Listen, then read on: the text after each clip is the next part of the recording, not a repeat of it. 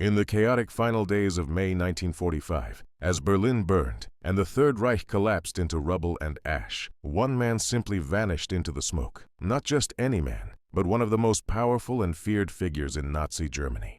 Heinrich Müller, the chief of the Gestapo, the man who had orchestrated the machinery of terror that kept an entire continent in fear, walked out of Hitler's bunker on the evening of May 1st and was never seen again. No body was ever conclusively identified. No credible sighting was ever confirmed. The head of Nazi Germany's secret police, a man who knew where every skeleton was buried, every secret hidden, every fugitive concealed, managed to accomplish what thousands of others could not. He disappeared without a trace. This isn't the story of a minor official or a low-level functionary. Heinrich Müller was the sixth most powerful man in the Nazi hierarchy, directly subordinate only to Heinrich Himmler and Reinhard Heydrich.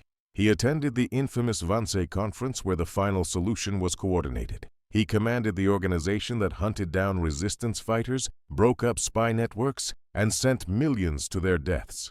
He was there until the very end, standing in Hitler's bunker as Soviet shells rained down on Berlin. And then, in the span of a few hours, he vanished as completely as if he had never existed at all.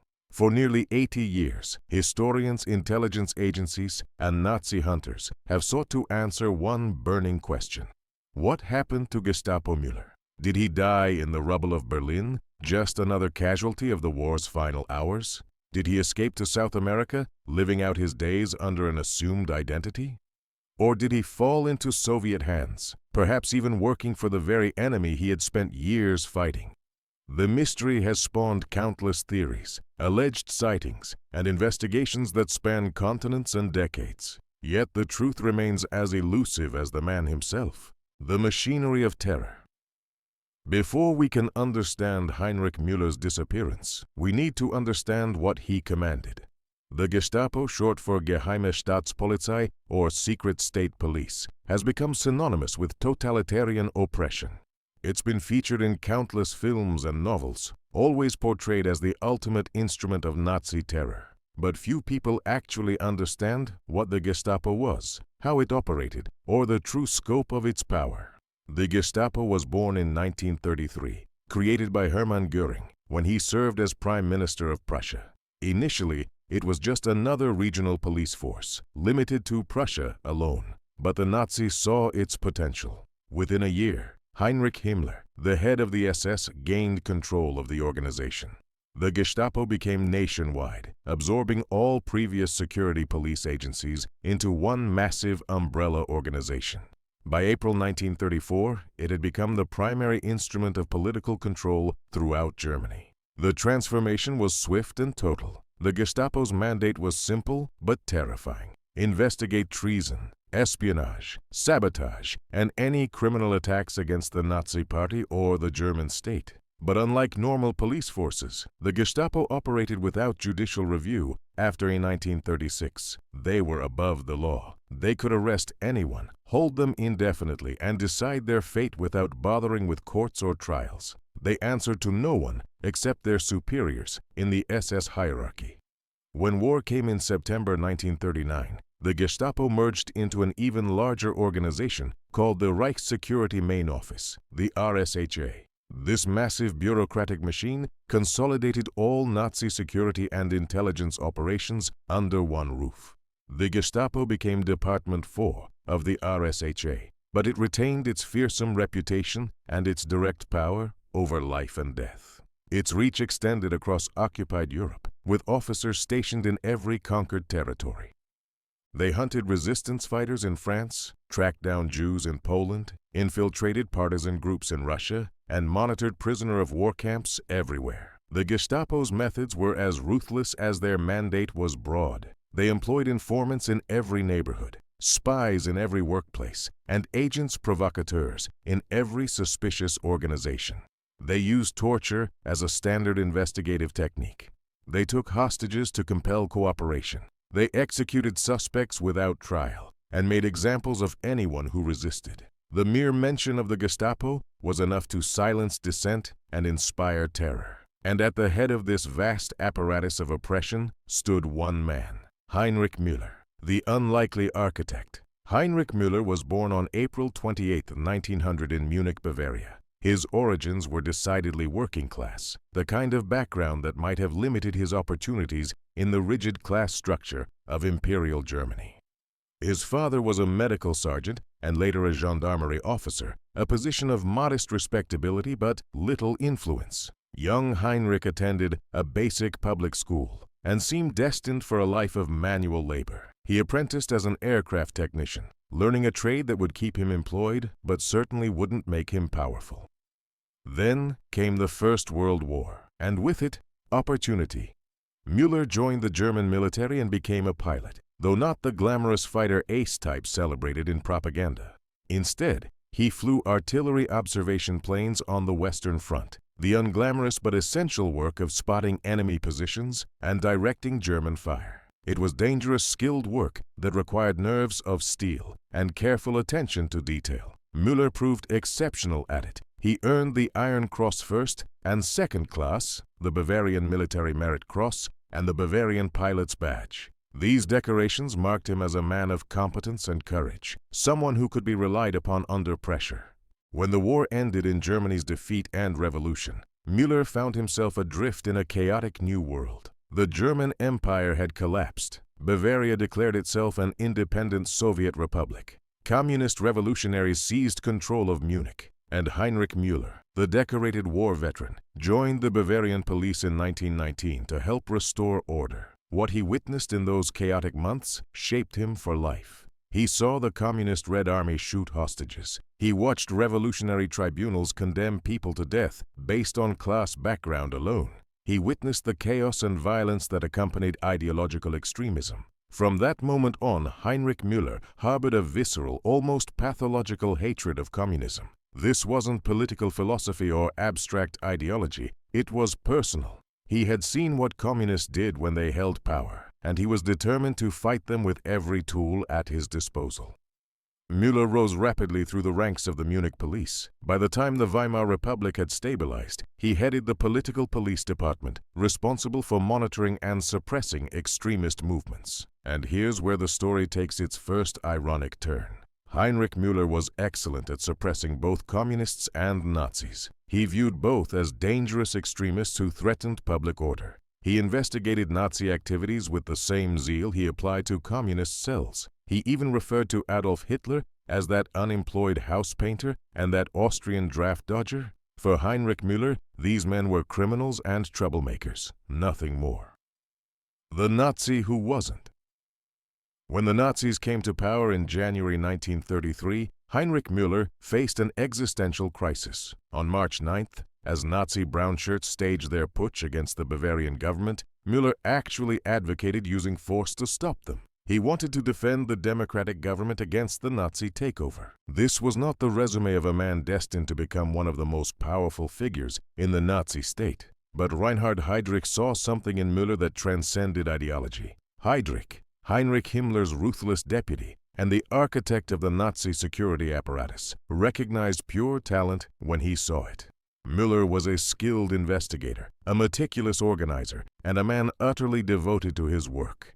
He was professional, efficient, and capable of incredible ruthlessness in pursuit of his duties. The fact that he had opposed the Nazis actually worked in his favor. It meant Müller would be completely dependent on Heydrich's patronage for advancement, creating a relationship of absolute loyalty. So Heydrich recruited Müller into the fledgling Gestapo. The move was deeply unpopular within Nazi circles. Party members who knew Müller's history were appalled. How could an outspoken opponent of National Socialism be placed in charge of the very organization meant to protect it? Internal Nazi party memorandums expressed shock and dismay. One noted that it was incomprehensible how so odious an opponent of the movement could become head of the Gestapo, especially given that he had called Hitler names that would have landed any ordinary German in a concentration camp. But Heydrich got his way. He needed professionals, not ideologues. He needed men who could build effective organizations and produce results.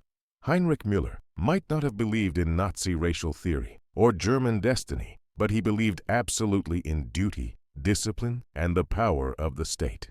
He approached every task with military precision and single-minded focus. He was a true workaholic who never took vacations, never questioned orders, and never let personal feelings interfere with his work.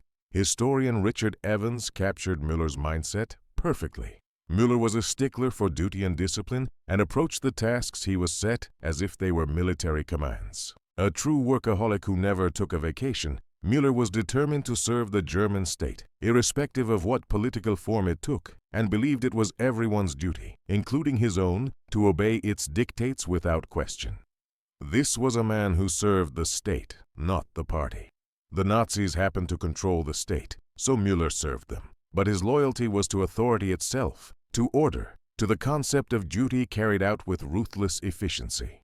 Müller's rapid advancement proved Heydrich's judgment correct. He became a full member of the SS in 1934. By 1936, with Heydrich now heading the Gestapo, Müller was its operations chief. In September 1939, when the Gestapo merged into the new Reich Security main office, 39-year-old Heinrich Müller was appointed Chief of Department 4, the entire Gestapo organization. He held this position until the very end of the war, making him one of the longest-serving and most powerful Nazi officials. By November 1941, he had reached the rank of SS Gruppenführer, equivalent to a lieutenant general. This was the highest rank he would achieve, but his real power far exceeded his formal position. People who met Müller remembered his cold, penetrating presence. He was a small, dapper man with piercing gray-blue eyes that seemed to look right through you. One SS general who was investigated by Müller recalled, "My first impression of him was one of cold curiosity and extreme reserve." American journalist William Shirer, who observed many Nazi leaders during the war years, called Müller a dapper-looking fellow, but quickly added that he was a cold, dispassionate killer.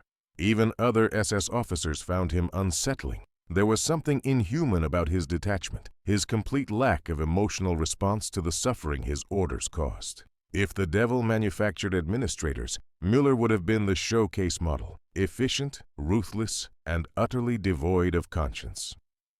The Conference by the Lake.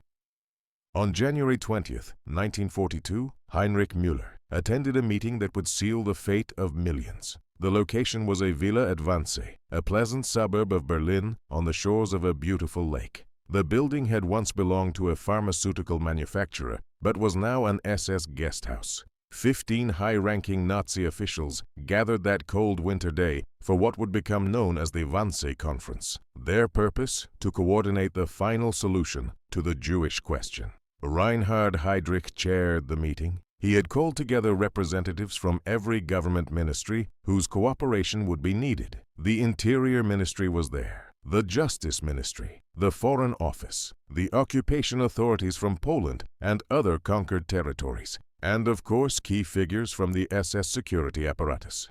Heinrich Müller sat at that table as the head of the Gestapo. His subordinate Adolf Eichmann attended as well, serving as secretary and taking the minutes that would later provide crucial evidence of what was planned that day. The conference lasted only 90 minutes. The decision to murder European Jews had already been made at the highest levels. Hitler had authorized it, Himmler had commanded it, and now the bureaucratic machinery needed to be coordinated to carry it out.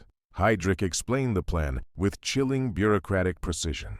The Jews of Europe would be evacuated to the east. They would be organized into labor gangs. The work and conditions would be harsh enough that most would die through what he called natural diminution. Those who survived would be treated accordingly. A euphemism everyone in the room understood meant murder.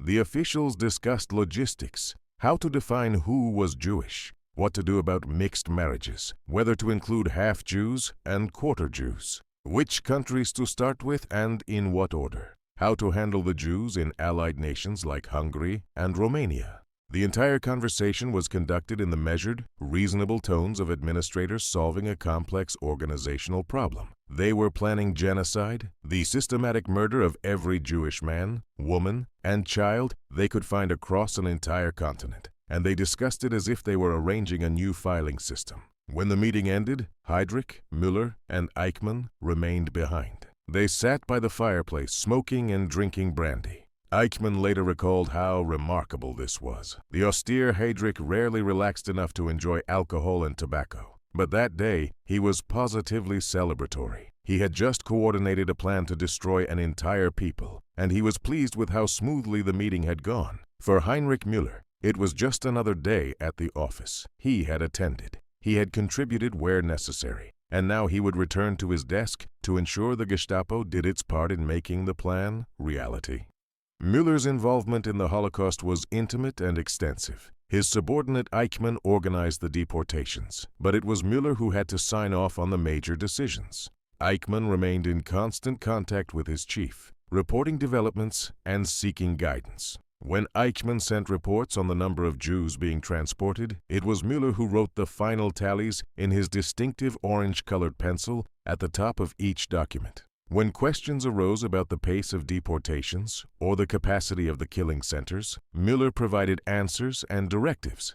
In August 1941, Müller ordered that reports on the mass executions in the East be forwarded to Hitler. He sent a telegram to the Einsatzgruppen, the mobile killing squads operating behind the front lines in Russia, instructing them to prevent crowds of spectators from gathering during mass executions. When the first reports of the genocide reached the Allied press in late 1942, Himmler instructed Müller to ensure that all bodies were either buried or burned to hide the evidence. Müller enforced Nazi racial hygiene policies, tracked down Jews in hiding, hunted escape networks that helped Jews flee, and ensured that the machinery of genocide operated with maximum efficiency. The master of spies.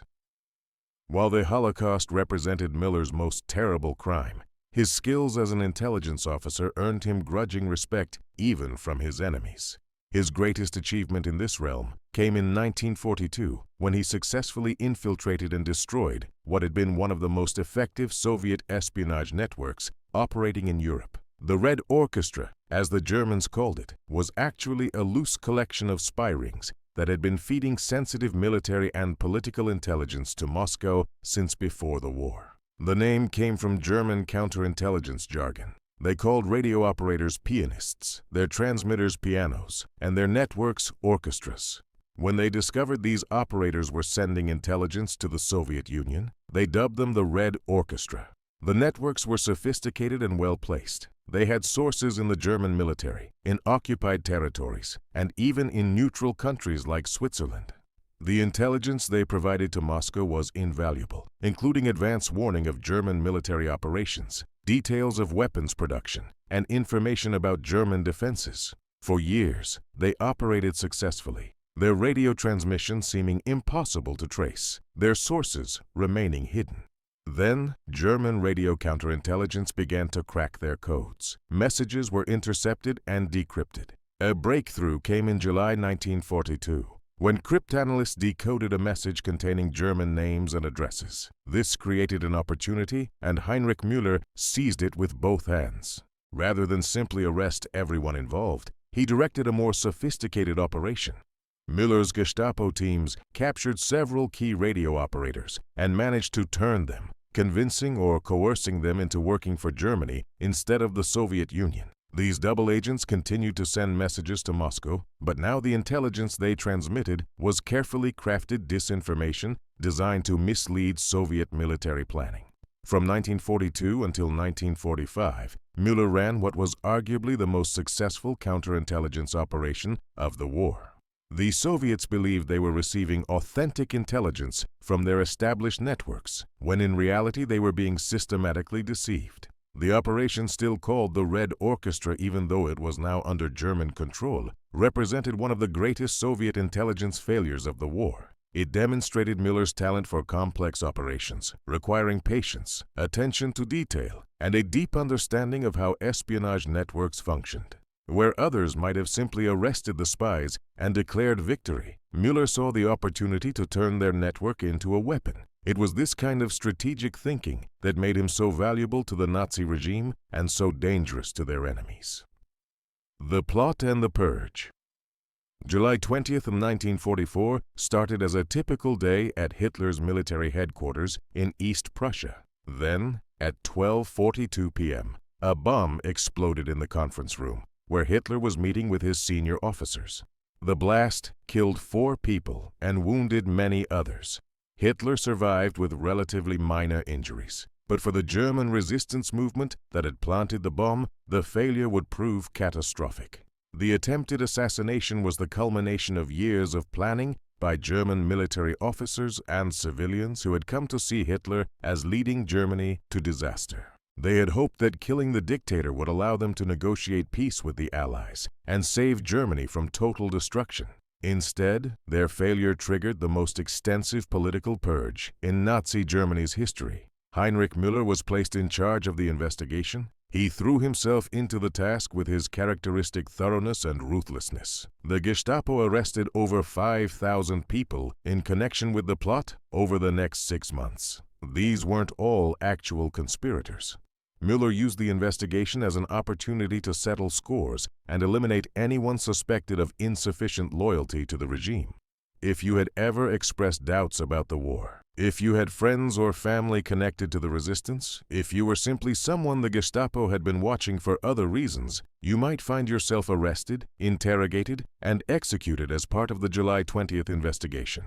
Around 200 people were executed as a direct result of the plot. Many were genuine participants, military officers, and civilians who had known about or supported the assassination attempt. But many others were tangentially connected at best, caught up in the machinery of terror that Müller directed with such efficiency. The interrogations were brutal. Müller authorized torture to extract confessions and implicate others. Families of suspects were arrested to pressure cooperation. The investigation expanded outward in ever-widening circles, consuming anyone it touched. Hitler ordered that the executions be particularly cruel. The main conspirators weren't simply shot. They were slowly strangled with piano wire suspended from meat hooks, their deaths filmed so Hitler could watch. Other executions took place at Plötzensee prison, where the condemned were hanged, guillotined, or shot. The purge continued until the very end of the war. In April 1945, just weeks before Germany's surrender, Admiral Wilhelm Canaris, the former head of military intelligence, was executed based on evidence found in his diary that implicated him in the resistance. For his zeal in hunting down the plotters, Heinrich Müller received the Knight's Cross of the War Service Cross with swords in October 1944. It was a rare military decoration, especially for a police official, but Hitler was pleased with Müller's work. The investigation had eliminated internal opposition and demonstrated the reach and ruthlessness of the Gestapo. It had sent a clear message: resistance was futile, betrayal would be discovered, and the consequences would be terrible. The twilight of the regime. By early 1945, the situation for Nazi Germany was desperate. The Soviets were advancing from the east, having already liberated Poland and pushed into German territory. The Western Allies were crossing the Rhine, advancing toward the German heartland. German cities lay in ruins from relentless bombing. The war was clearly lost, and yet Heinrich Müller remained at his post, apparently convinced that some miracle might still save the Reich. In December 1944, as Germany launched its last major offensive in the West, the Battle of the Bulge, Müller told one of his counter-espionage officers that the operation would result in the recapture of Paris. This was delusional thinking from a man usually known for cold realism. But Müller seemed unable or unwilling to accept that the regime he had served so efficiently was collapsing around him.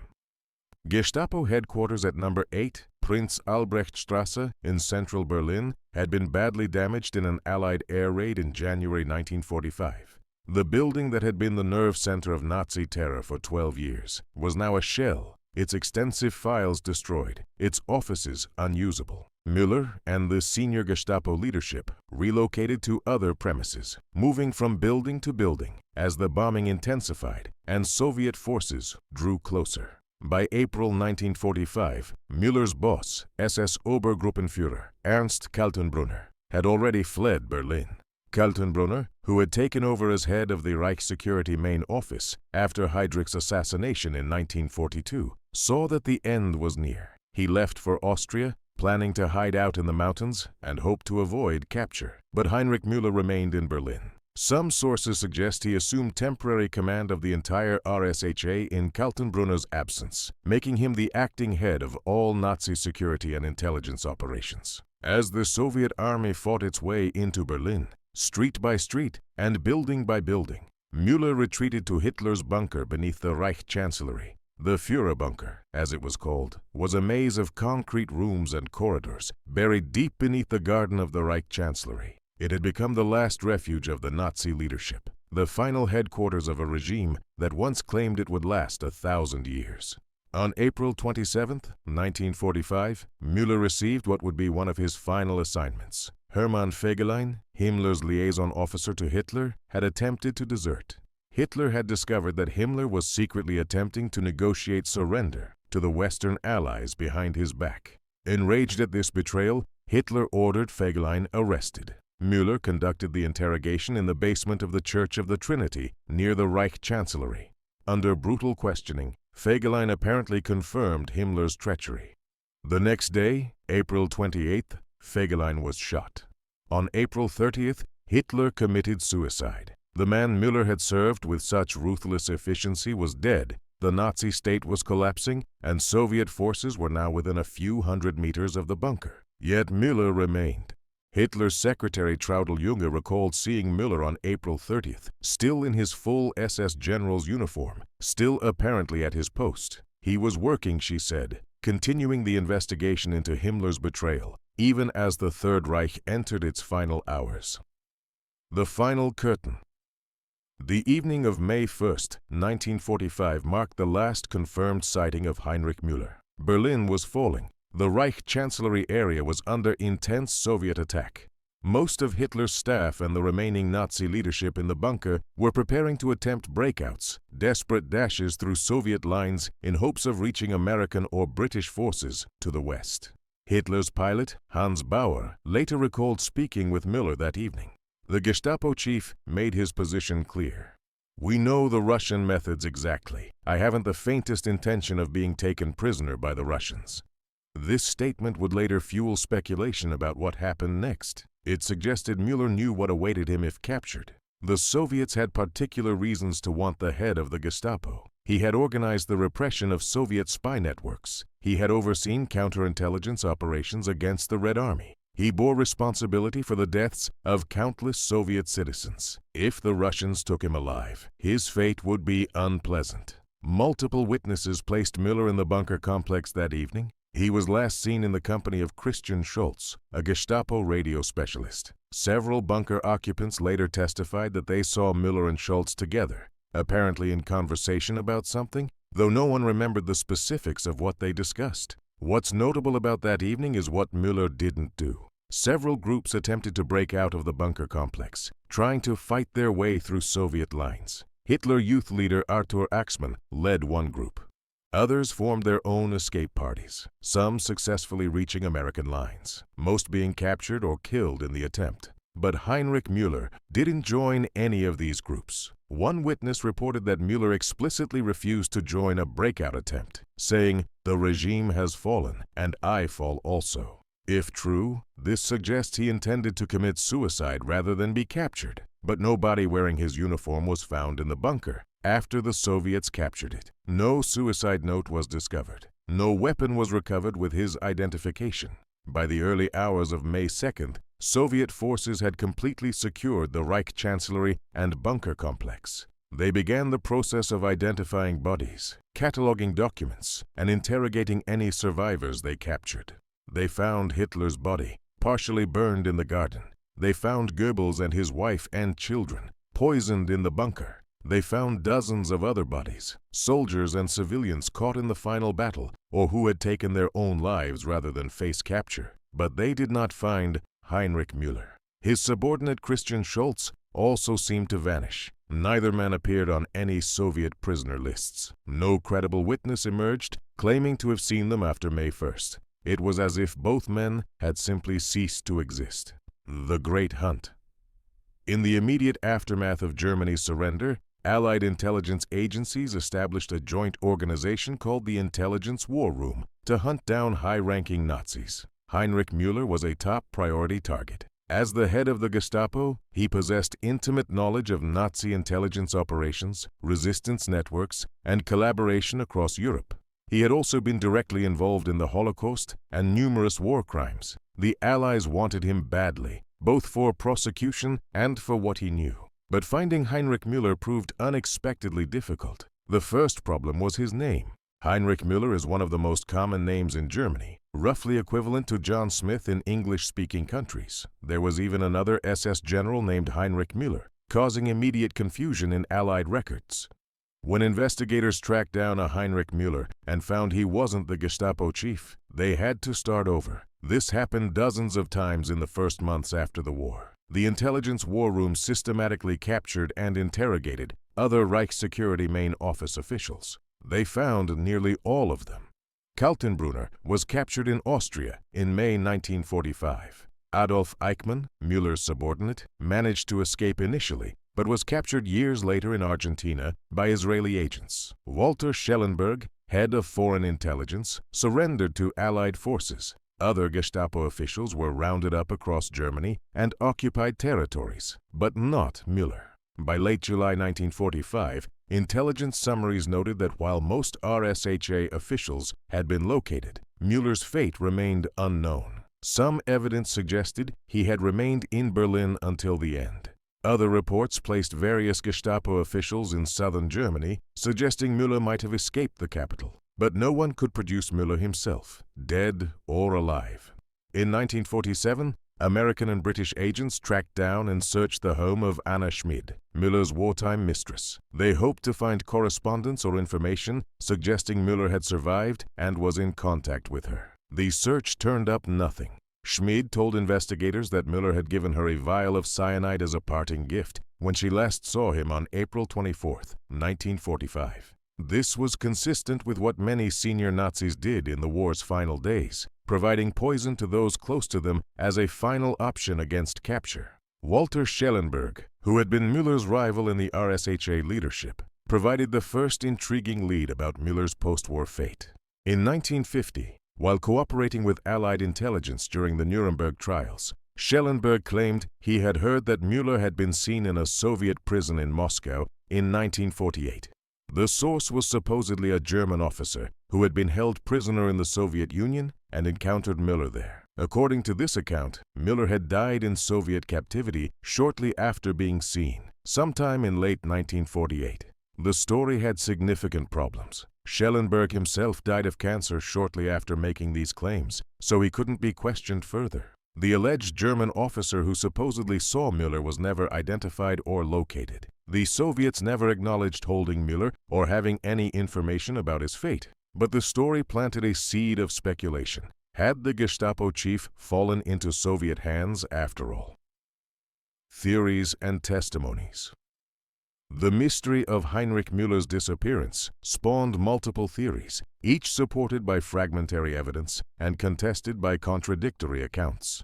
3 main testimonies emerged over the years, each pointing to a different conclusion about what happened after May 1, 1945. The first testimony came from Fritz Leopold, a Berlin morgue official. In December 1945, Leopold told American interrogators that he had seen and helped bury Heinrich Müller's body. According to Leopold, the body had been recovered from the bomb-damaged Reich Security main office headquarters building on Prinz Albrechtstrasse. This building was just over a kilometer from Hitler's bunker, about a 13-minute walk under normal conditions. Leopold claimed the body wore an SS general's uniform and carried identity papers in Müller's name. Along with many other bodies, it had been buried by Soviet-ordered burial details in a cemetery on Lilienthalstrasse in West Berlin. The story had the ring of plausibility. Gestapo headquarters had been Müller's professional home for years. If he had an escape kit prepared, money and documents and civilian clothes stashed away, that building would be a logical place to keep them. The burial was officially registered with Berlin authorities, and Müller's children later placed a headstone on the grave. The inscription read, "Our loving father, Heinrich Müller, born 28 April 1900, died in Berlin, May 1945. But Allied investigators were skeptical. Leopold was considered an unreliable witness, though they never clearly explained why. And the story raised questions. Why would Müller have gone to his heavily damaged headquarters building after it had been abandoned? How could he have traveled that distance through areas already under Soviet control? And if he died there, how? The second testimony came from Heinz Panwitz, a senior Gestapo officer who had worked closely with Müller on counterintelligence operations, particularly the Red Orchestra investigation. Panwitz was captured by American forces in Austria at war's end, but was turned over to the Soviets, who wanted him for his role in breaking up Soviet spy networks. He spent years in Soviet prisons before being released and returned to West Germany in 1957. When West German intelligence debriefed Panwitz upon his return, he had an interesting story to tell. According to Panwitz, his Soviet interrogators had repeatedly told him that Müller was dead. They claimed Soviet forces had found his body in May 1945, shortly after the fall of Berlin. The body was discovered in a subway entrance just a few blocks from the Reich Chancellery. Müller had apparently shot himself in the head. Like Leopold's account, this body wore an SS general's uniform and carried identity papers identifying it as Heinrich Müller. The third testimony came from Walter Lüders, a former member of the Volkssturm, the People's Storm Militia that had been pressed into service in Berlin's final defense. Lüders claimed that in May 1945, Soviet forces had ordered him to serve on a burial detail clearing bodies from the Reich Chancellery area. One body, he said, had particularly stood out.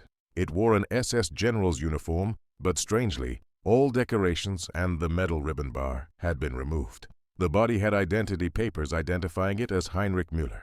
Lüders said the body was eventually moved to a cemetery in the Soviet sector of Berlin and placed in a mass grave. West German investigators pursued all three leads, but none could be definitively confirmed. In 1963, they obtained permission to exhume the grave at Lilienthalstrasse, where Leopold claimed Müller was buried. When they opened the plot, they found the remains of 3 people, not one. None of the skeletons matched Müller's known height or build. The Leopold testimony was officially discredited. Panwitz's story couldn't be verified because the alleged location, a subway entrance in the Soviet sector, couldn't be investigated during the Cold War. Lüders' account pointed to a mass grave containing thousands of bodies in what was then East Berlin, also inaccessible to Western investigators. Both stories had to be filed away as possible, but unconfirmed. The escape artist. While multiple testimonies suggested Müller had died in Berlin, other theories proposed that the cunning Gestapo chief had managed something most thought impossible: escape from encircled Berlin. After all, this was a man who had spent years outmaneuvering spy networks and resistance movements. Was it really so implausible that he could have arranged his own disappearance? The South American escape theory had particular appeal in the public imagination, especially after Adolf Eichmann was discovered living in Argentina and dramatically captured by Israeli agents in 1960. If Eichmann could escape to South America, why not Müller? Rumors circulated that the shadowy Odessa organization, supposedly a network of former SS officers helping each other escape justice, had spirited Müller out of Germany along with other high-ranking Nazis. Various alleged sightings of Müller in South America surfaced over the years. In 1967, 2 Israeli intelligence agents were caught by West German police, breaking into the Munich apartment of Müller's widow. The Israelis clearly believed Müller might still be alive and in contact with his family. But their search, like all others, turned up nothing. The Soviet connection theory gained traction in 1961 when Lieutenant Colonel Michael Goleniewski, the deputy chief of Polish military counterintelligence, defected to the West. Goleniewski was debriefed by the CIA and revealed several Soviet intelligence operations. Among his claims, the Soviets had captured Heinrich Müller sometime between 1950 and 1952 and taken him to Moscow. According to Goleniewski, Müller had been used for his knowledge of German intelligence operations during the early Cold War period. This contradicted Panwitz's earlier testimony that the Soviets had told him Müller died in Berlin in May 1945. It also conflicted with Schellenberg's story of Müller dying in Soviet custody in 1948. But the theory had a certain logic. Müller possessed encyclopedic knowledge of Soviet intelligence networks from his work against the Red Orchestra. He knew Western intelligence operations from his counterespionage work. He would have been an incredibly valuable asset to whichever side captured him. Perhaps the theory went, the Soviets had found him, realized his value, and hidden him away for their own purposes. The CIA investigated Goleniewski's claims extensively, but couldn't verify them. They tried to locate other Germans who might have been held in Soviet prisons with Müller, but found nothing concrete.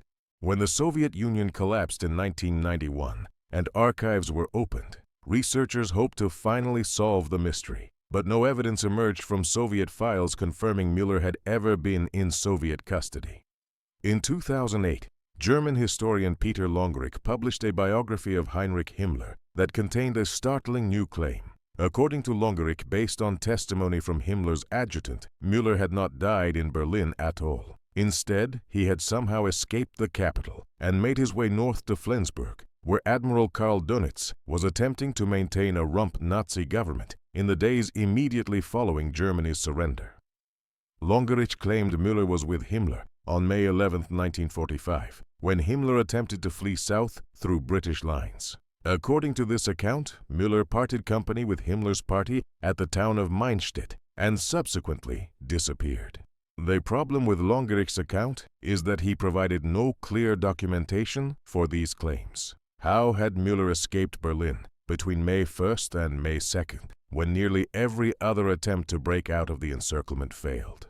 How had he traveled hundreds of kilometers north to Flensburg, through areas crawling with Allied forces?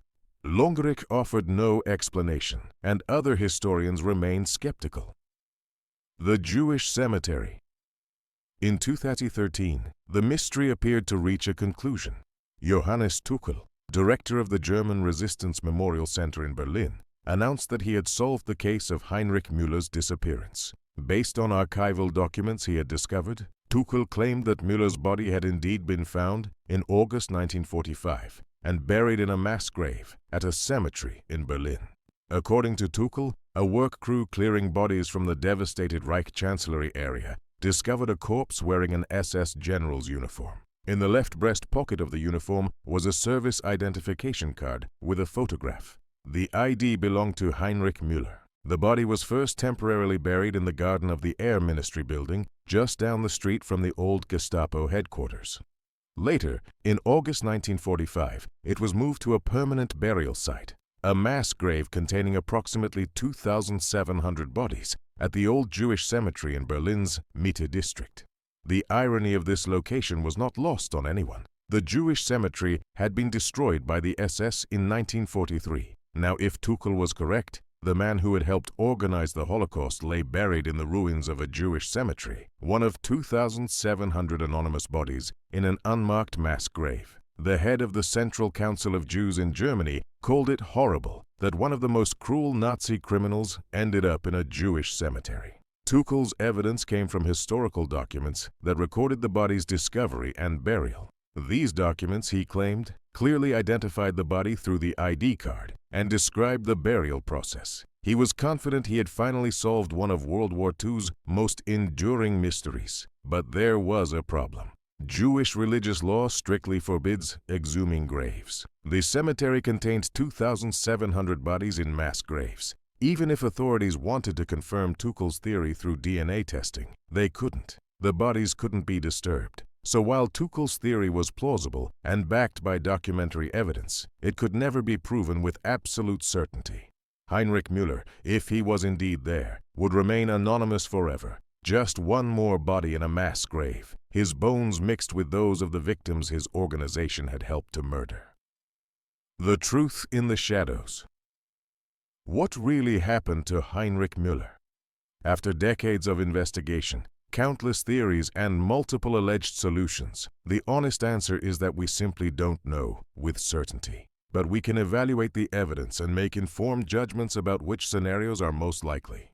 The theory that Müller escaped from Berlin seems increasingly implausible. Breaking out of the encircled city between May 1st and May 2nd in 1945 was extraordinarily difficult. Most attempts failed, resulting in death or capture. While Müller certainly had resources and planning capability, the timing worked against him. He remained in the bunker until the very last moment, when escape routes were already cut off. If he had been planning to flee, he would likely have done so earlier, as his boss Kaltenbrunner and many other senior Nazis did. The South American escape theory lacks any credible supporting evidence. Despite intensive investigations by multiple intelligence agencies and Nazi hunters, no confirmed sighting of Müller after May 1945 ever emerged. No bank accounts, no property records, no communications with family members, nothing that would suggest he lived out his years in Argentina or Paraguay.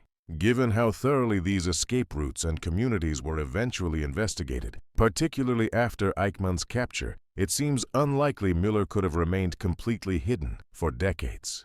The Soviet capture theory is also problematic. The Soviets never acknowledged holding Müller. No German prisoners returning from Soviet captivity ever provided credible testimony of seeing him. When Soviet archives were opened after 1991, no evidence of his capture emerged. While it's possible the Soviets held him in such secrecy that no record survived, it seems more likely that if they had captured the head of the Gestapo, they would have used him for propaganda purposes, or at least mentioned him in their records. This leaves us with the most prosaic but probably most accurate conclusion. Heinrich Müller died in Berlin in early May 1945. The multiple testimonies about bodies in SS general uniforms with his identification, while contradictory in details, are consistent in their basic premise. A body or bodies were found and identified as Müller.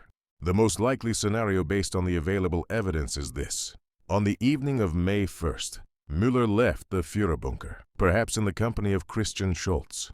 Rather than joining a breakout group, he attempted to reach his old headquarters area on Prinz Albrechtstrasse, possibly to retrieve an escape kit or documents he had stashed there. The area was already under Soviet control or being contested in fierce street fighting. Something went wrong. Perhaps he encountered Soviet troops and chose suicide over capture. Perhaps he was killed in the fighting. Perhaps he simply took poison in a doorway or basement, choosing his own end rather than facing what awaited him. The body was found, identified by papers in the uniform, and buried with thousands of others in one of the mass graves created to deal with Berlin's corpse problem. The missing decorations mentioned in Luther's testimony might have been souvenirs taken by Soviet soldiers or German burial workers. Or perhaps Müller had deliberately removed them before leaving the bunker, planning to change into civilian clothes once he retrieved his escape materials. We'll never know these details. If Tuchel is correct and Müller lies in the mass grave at the old Jewish cemetery, there's a certain grim poetry to his fate. The man who helped organize the murder of millions of Jews, who attended the conference that planned their systematic destruction, who signed orders that sent countless innocents to their deaths, now lies buried in a Jewish cemetery, unknown, anonymous, mixed with the bones of his victims' community, unable even to be identified for prosecution or for history's final judgment, legacy of a mystery. The case of Heinrich Müller reminds us of history's loose ends, the questions that remain unanswered despite our best efforts to tie up every thread. We want closure. We want to know what happened to the people we study. But sometimes history denies us that satisfaction. What we do know is sufficient for judgment. Heinrich Müller was a highly intelligent, supremely capable administrator who placed duty and efficiency above morality and conscience. He wasn't a true believer in Nazi ideology. He served the regime out of a sense of obligation to state authority, whatever form that authority took. This made him no less culpable for his crimes. Perhaps it made him more so. An ideological fanatic might be deluded. A true believer might think he's serving some higher purpose. But Müller simply didn't care. He followed orders, organized operations, and ensured that the machinery of terror and genocide ran smoothly, because that was his job. He attended the Wannsee Conference and helped coordinate the final solution. He oversaw the deportation of millions to death camps. He authorized torture, execution without trial, and the use of hostages. He investigated the July 20th plot with ruthless efficiency, ensuring that anyone suspected of resistance paid with their life. He ran counterintelligence operations that, while tactically brilliant, served a monstrous regime. His competence and organizational skill made him invaluable to the Nazi leadership and made possible crimes on a scale that would have been impossible without administrators of his caliber. The mystery of his disappearance shouldn't overshadow his responsibility. Whether he died in Berlin in May 1945 or somehow escaped and lived out his years in hiding, Heinrich Müller was one of the primary architects of the Holocaust and one of history's great criminals. He was never tried. He was never forced to answer for his crimes. He was never confronted with the testimony of survivors or the evidence of what his organization had done. He simply vanished, leaving behind only questions and theories. And perhaps that's fitting in its way. The Gestapo specialized in making people disappear, in erasing evidence, in hiding crimes behind bureaucratic language and official secrecy. Heinrich Müller spent his career making others vanish. In the end, he vanished himself, as completely and mysteriously as any of his victims. The man who knew all the secrets took his own secrets with him into whatever grave or hiding place claimed him. The files remain open. Researchers continue to investigate. New documents occasionally surface, promising answers that never quite materialize. But barring some dramatic discovery, the full truth of what happened to Heinrich Müller on or after May 1st, 1945 will remain one of World War II's enduring mysteries. We can build theories, we can evaluate evidence, we can make educated guesses, but we cannot know with certainty. What we can know, what we must remember, is what Müller did, not just what happened to him. The mystery of his fate is interesting. The record of his crimes is essential. He helped organize and execute the Holocaust. He ran the machinery of Nazi terror. He bears responsibility for the deaths of millions. That is his legacy, regardless of whether he died in Berlin in 1945 or lived to old age in some distant hiding place. That is what history must remember about Gestapo Müller. If you found this investigation into one of history's great mysteries interesting, please like this video and subscribe to WW2 Unveiled. We explore the untold stories, the complex figures, and the enduring questions of World War II. Hit the notification bell so you don't miss our next deep dive into the war that shaped our world. And leave a comment below. What do you think happened to Heinrich Müller? Did he die in Berlin? Or did the master of the Gestapo manage one final escape? Share your theories and join the conversation. Until next time, keep questioning, keep learning, and keep unveiling the truth behind history's greatest conflict.